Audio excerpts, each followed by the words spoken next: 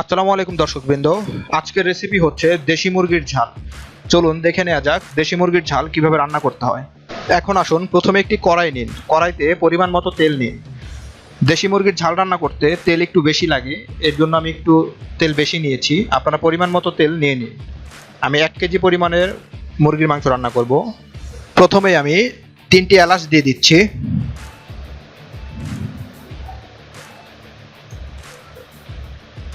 এরপর আমি দারচিনি দিয়ে দিচ্ছি, যেটাকে গরম মশলা বলে।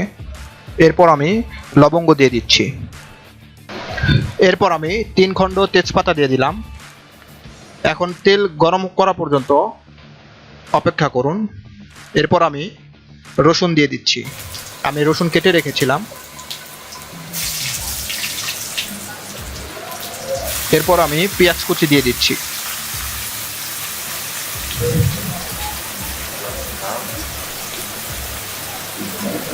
এবার আপনারা মশলা ভালো করে নেড়েচেড়ে ভেজে নিন।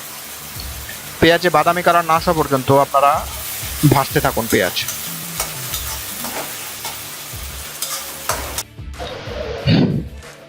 পেঁয়াজে বাদামি কালার চলে আসলে এখন আমি কেটে রাখা আলু দিয়ে দিচ্ছি।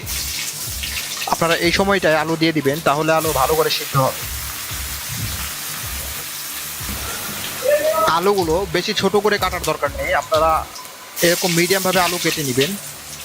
এখন আমি এই পর্যায়ে লবণ দিয়ে দিচ্ছি। আপনারা আলু দেওয়ার পরেই লবণগুলো দিবেন।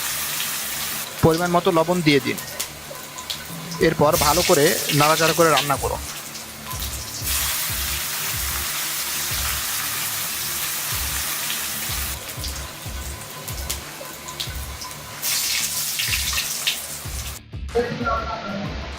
দেখুন, পেঁয়াজের সাথে আলু কষিয়ে নেওয়ার পর এখন আমি মাংসগুলো দিয়ে দিব।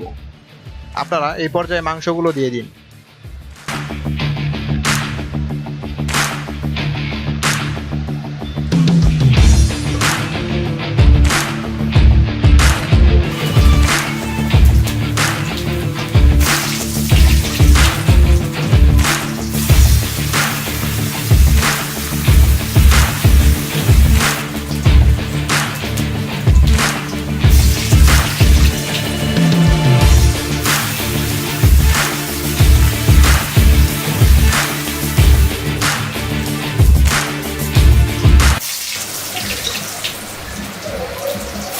মাংসগুলো দিয়ে দেওয়ার পর আপনারা মাংস ভালো করে কষিয়ে নেবেন।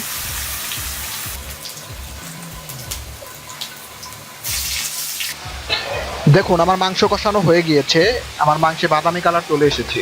এখন আসুন মশলাগুলো দিয়ে দিব। পর্যায়ক্রমে আমি হলুদ দিয়ে দিচ্ছি। পরিমাণ মতো আপনারা হলুদ দিয়ে দিন। এরপর আমি মরিচের ফাঁকি দিয়ে দিচ্ছি। এরপর আমি ধনিয়ার ফাঁকি দিয়ে দিচ্ছি। এখন মশলাগুলো ভালো করে কষিয়ে নিতে হবে। মাংসর সাথে মশলা ভালো করে কষিয়ে নিতে হবে।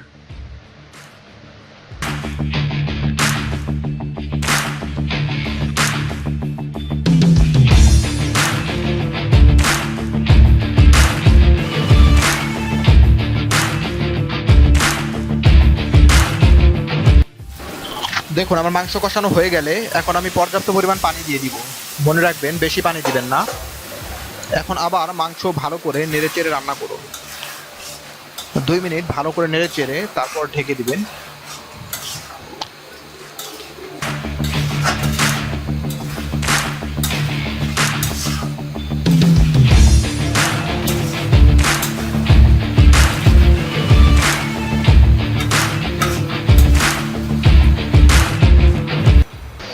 দেখুন, আমার মুরগির মাংস রান্না হয়ে গিয়েছে। আমি প্রায় 15 মিনিট ঢেকে রেখেছিলাম। দেখুন, আমার দেশি মুরগির ঝাল ফ্রাই প্রস্তুত। এখন আপনারা পরিবেশন করুন। আজকের মতো এই পর্যন্তই। ধন্যবাদ সবাইকে। আগামী দিন দেখা হবে নতুন কোনো রেসিপির সাথে।